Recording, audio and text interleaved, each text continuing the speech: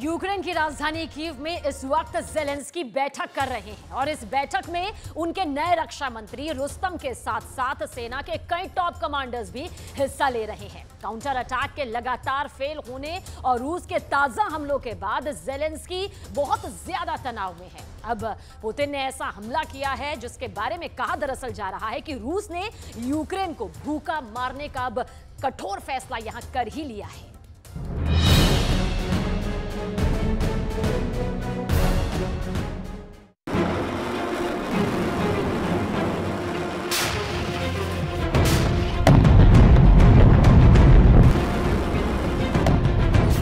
अनाज की बोरियों में लगी ये आग बहुत भयावह है। यूक्रेन से विदेशों में जा रहे अनाज रूस के ड्रोन हमले में धू-धू कर जल गए।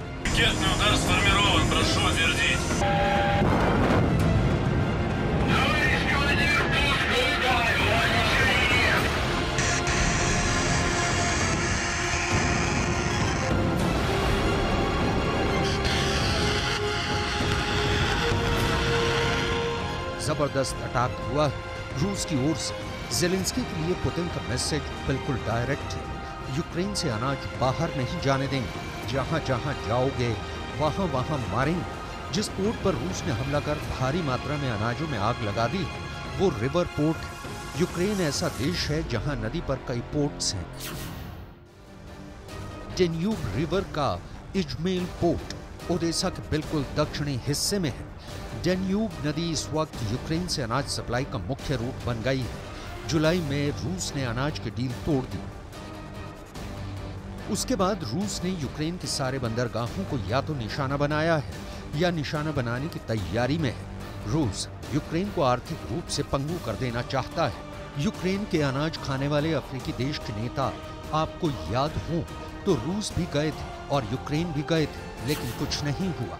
यहाँ अनाज की बोरियां स्वाहा हो रही हैं और वहाँ अफ्रीका में कोई भूखा सो रहा है। ज़ेलेंस्की के पास अब कुछ नहीं बचा, फिर भी जिद के मद में यूक्रेन के जल जाने की मुकम्मल कहानी लिखने के लिए देश को जलाने में मदद कर रहे हैं।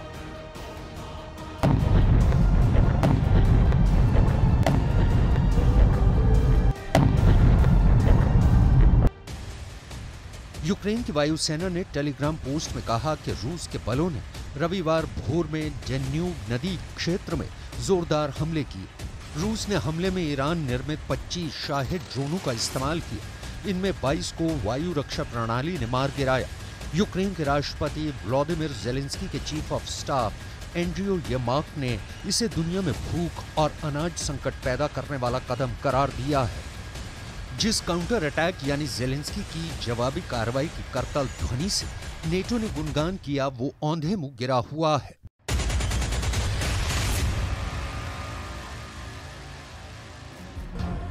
यूक्रेन का काउंटर अटैक मोर्चा दर मोर्चा फेल हो रहा है। उल्टे रूस के यूक्रेन पर हमलों ने नया जलजला पैदा कर दिया है। इसकी डिटेल पहले यहाँ समझ लेते हैं कि ज़ेलेंस्की के ये दिन आ गए हैं कि उन्हें अपने रक्षा मंत्री तक पर भरोसा नहीं रहा। ज़ेलेंस्की ने यूक्रेन के रक्षा मंत्री को उसके पद से हटा दिया है, लेकिन पुराने रक्षा मंत्री की जगह जिसने पदभार संभाला है उस रुस्तम की डिटेल आगे दिखाएंगे। अभी यूक्रेन के रक्षा मंत्री की विदाई का ABCD समझ लीजिए। ज़ेलेंस्की ने अपने रक्षा मंत्री ओलेक्सी रेज़निकोव को हटा दिया है। ओलेक्सी रेज़निकोव जंग शुरू होने के 3 महीने पहले नवंबर 2021 में ही यूक्रेन के रक्षा मंत्री बने थे। ज़ेलेंस्की ने इसकी घोषणा टेलीग्राम अकाउंट पर की थी।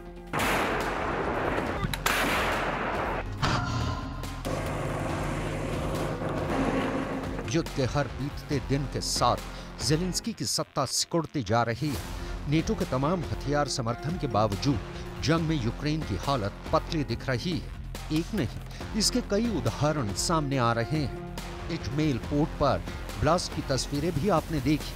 अब आप रूस के यूक्रेन पर किए सबसे ताजा हमले की तस्वीरें देखिए। ये तस्वीरें बताती हैं कि अमेरिका वाली पैट्रियट एयर डिफेंस सिस्टम भी रूस को नहीं रोक पा रहा है। ज़ेलेंस्की अपने ड्रोनों से रूस में क्रेमलिन टू क्राइमिया हमले तो कर रहे हैं, लेकिन पुतिन के हमलों को रोक पाने की यूक्रेन में कभी भी नहीं आई। यूक्रेन के इसी सच पर पर्दा रखने के लिए ज़ेलेंस्की ने रक्षा मंत्री को बदल दिया, वरना युद्ध काल में अनुभवी सैनिक की बलि भला कौन चढ़ाता है।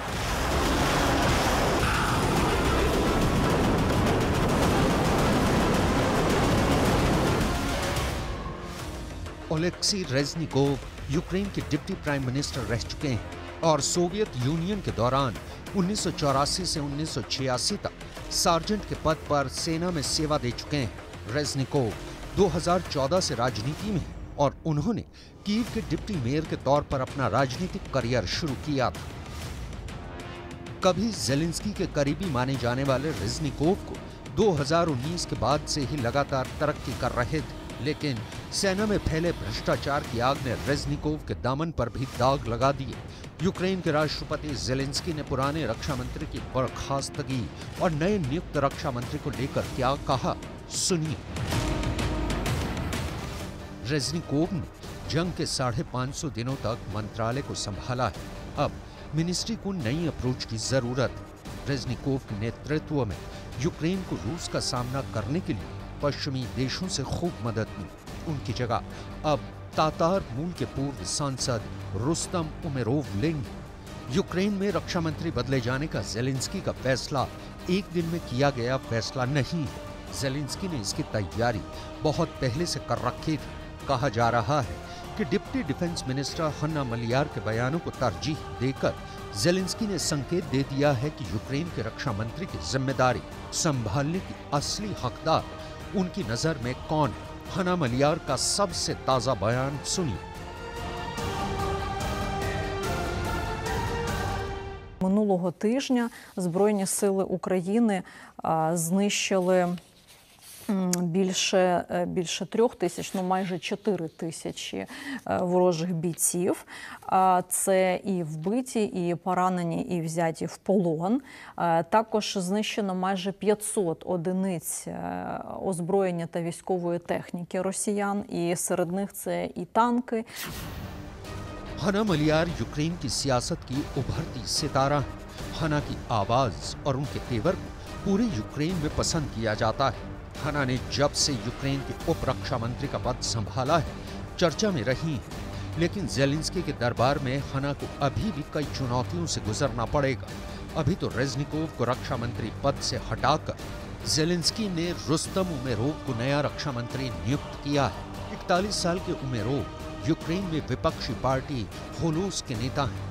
रूस के साथ युद्ध बंदियों, आम लोगों और बच्चों की अदला बदली करवाने में शामिल रह चुके हैं। रूस के कब्जे वाले यूक्रेन के इलाकों से लोगों को निकलवाने में भी अहम भूमिका निभाई।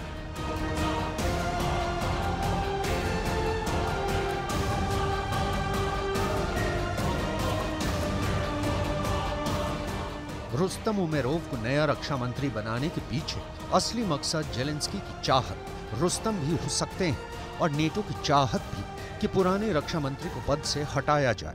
ज़ेलेंस्की नेटो की इच्छा जाने बिना रक्षा मंत्री तो दूर अपनी रक्षा में खड़े सिपाहियों तक के तबादले नहीं कर सकते, क्योंकि ज़ेलेंस्की की सुरक्षा में सिर्फ यूक्रेन की फोर्स नहीं, अमेरिकी इंटेलिजेंस सर्विस के लोग भी लगे रहते हैं। लेकिन अभी तो चर्चा उस असली कारण की जिसे यूक्रेन में लोगों को इशारे में बताया गया है।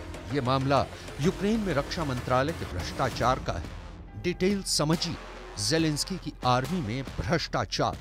पहला उदाहरण, 24 जनवरी को यूक्रेन के डिप्टी डिफेंस मिनिस्टर याचेस्लाव शापोवालोव को भ्रष्टाचार से जुड़े एक स्कैंडल में फंसने के बाद इस्तीफा देना पड़ा था। न्यूयॉर्क टाइम्स की रिपोर्ट के मुताबिक इसी स्कैंडल के चलते ओलेक्सी रेज़निकोव पर आरोप लगने लगे थे। हालांकि ओलेक्सी पर सीधे तौर पर भ्रष्टाचार का कोई आरोप नहीं है। माना जा रहा है कि जंग के बीच रक्षा मंत्रालय में हुए स्कैंडल से दुनिया भर में यूक्रेन की छवि बिगड़ी है। दूसरा उदाहरण, अगस्त में एक स्कैंडल का खुलासा हुआ। इसमें दावा किया गया कि यूक्रेन के सैनिकों को मिलने वाली मिलिट्री जैकेटों को 3 गुना ज्यादा दाम पर खरीदा गया। वहीं सर्दियों की जैकेटों के बजाय सैनिकों के लिए हल्की गर्मी की जैकेटें खरीदी गईं। जैकेट सप्लाई करने वाले सप्लायर के दस्तावेजों में इनका दाम $29 प्रति जैकेट है, जबकि डिफेंस मिनिस्ट्री ने इन्हें $86 प्रति जैकेट की दर से खरीदा दिखाया गया है। युद्ध के दिनों में यूक्रेन के पास जो कुछ है, जो रूस से लड़ सकता है, वो सेना ही है। देश की अर्थव्यवस्था में जो भी खर्च निकालना है, वो सेना के लिए निकालना है। हथियार खरीदने से लेकर सेना की वर्दी खरीदने तक युद्ध काल में ये बहुत चुनौतीपूर्ण काम होता है। सेना के लिए जो खर्च हो, उसमें कमीशन खोरी या भ्रष्टाचार ना हो। लेकिन ज़ेलेंस्की की सेना इस आरोप से खुद को बचा नहीं पाई।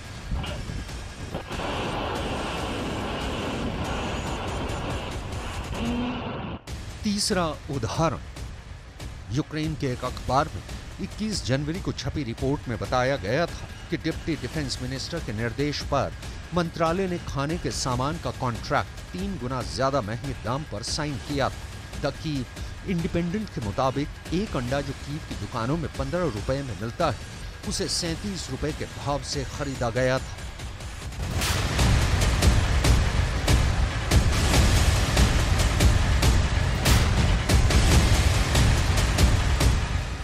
अमेरिका और नेटो देशों से मिल रहे अरबों डॉलर की सहायता के बीच यूक्रेन में हो रहे खुलेआम भ्रष्टाचार की चर्चा जोरों पर है। भ्रष्टाचार के आरोप में डिप्टी डिफेंस मिनिस्टर पहले ही इस्तीफा दे चुके हैं।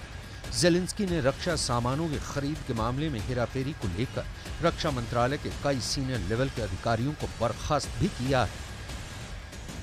ज़ेलेंस्की के हाथ से युद्ध का मोर्चा और घरेलू मैदान का मोर्चा दोनों निकलते जा रहे हैं। F-16 और नेटो की ताकतों पर गुमान कर ज़ेलेंस्की युद्ध के फैसले की आखिरी तारीख और बहुत दिनों तक नहीं बढ़ा सकते। इस सूरत में क्या रूस यूक्रेन महायुद्ध का फैसला बस आने ही वाला है?